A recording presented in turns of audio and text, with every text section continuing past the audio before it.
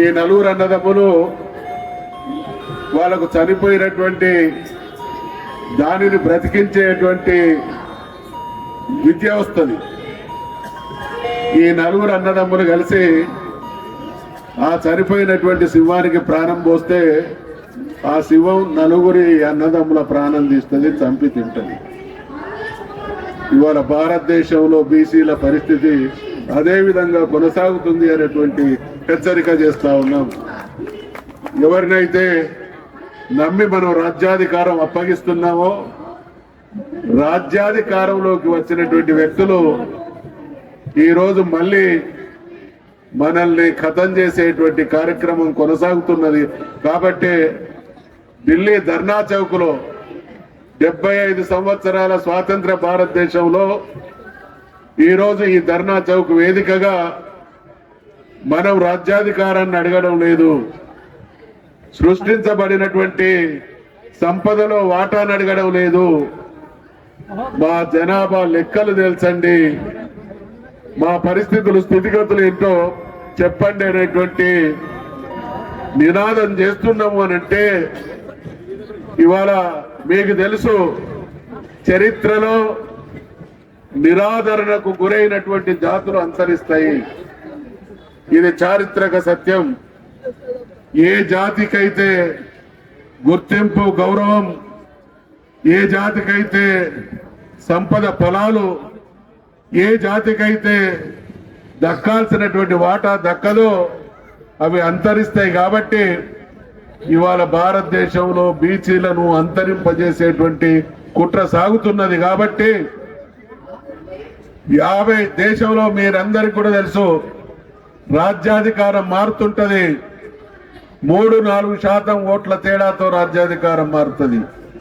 ఈ దేశంలో ఎన్నిసార్లు ఎన్నికలు జరిగినా ఏ పార్టీకి కూడా 50% మించి ఓట్లతో అధికారంలోకి రావడం లేదు. కానీ 55% ఉన్నటువంటి మనం ఎవరికో ఓట్లేసి వాళ్ళు అధికారానికి రావడానికి కారణమై మన 55% పరులకు ఇవ్వడం ద్వారా మనం ఈ రకమైనటువంటి అణచివేతకు లోనైతున్నామనేటువంటి వాస్తవాన్ని గ్రహించాల్సిందిగా నేను ఈరోజు ఇక్కడ ఉన్నటువంటి పెద్దలందరికీ విజ్ఞప్తి చేస్తా ఉన్నా. వెనకట ఒక సినిమా వచ్చింది, రావు గోపాలరావుది ఒక డైలాగ్, ఎవరి సొమ్ముతోనైతే నేను తాగుతానో తాగొచ్చి వాన్నే తిడతా అనేది ఆ సినిమాలోని రావు గోపాలరావు గారి డైలాగ్. ఎవరి ఓట్లతోనైతే మేము రాజ్యాధికారంలోకి వస్తామో వాళ్ళనే అణిచివేస్తామనేటువంటి కుట్ర జరుగుతూ ఉన్నది. కాబట్టి దీన్ని ఎలుగెత్తి చాటాలి. దేశంలో అనేక పోరాటాలు జరిగినాయి, ప్రపంచంలో స్వాతంత్ర్యం కోసం పోరాటాలు జరిగినాయి, స్వేచ్ఛా స్వాతంత్రాలని అనుభవిస్తూ ఉన్నాయి. తెలంగాణలో రాచరిక వ్యవస్థకు వ్యతిరేకమైనటువంటి పోరాటం జరిగి తెలంగాణ రాష్ట్రాన్ని ఏర్పాటు చేసుకున్నాం. ఆ తర్వాత కేసీఆర్ గారి నాయకత్వాన ఆత్మగౌరవ పోరాటం జరిగింది. దాని ద్వారా స్వేచ్ఛగా బతుకుతా ఉన్నాం.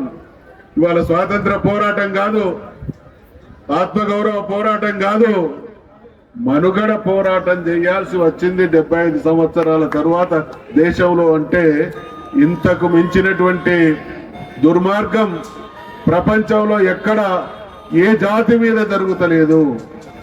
ప్రపంచ జనాభా నేను నిన్న రాత్రి చెప్పినట్టు 145 కోట్లయితే మన బీసీల జనాభా ఈ దేశంలో 80 కోట్లున్నది అనంటే ప్రపంచ జనాభాలో దాదాపు 5% పైనున్నటువంటి ప్రజలు మా లెక్కలు తెలుసండి అనేటువంటి నినాదం భూప్రపంచంలో ఎక్కడ ఏ జాతి చేస్తలేదు. అది భారతదేశంలో బీసీలు చేస్తున్నటువంటి ఆర్తనాదం. ఈ ఆర్తనాదం మనం అడుక్కుంటే తెలంగాణ ఉద్యమ సమయంలో మా గురువు గారైనటువంటి జయశంకర్ గారు ఒక మాట పదే పదే అనేది, యాచిస్తే వేసేది భిక్షం, కొట్లాడితే దక్కేది హక్కు అనేటువంటి మాట ఆ రోజు మాకు అది ఒక భగవద్గీత లాగా తీసుకొని పనిచేసినాం. కాబట్టి తెలంగాణను సాధించుకున్నాం.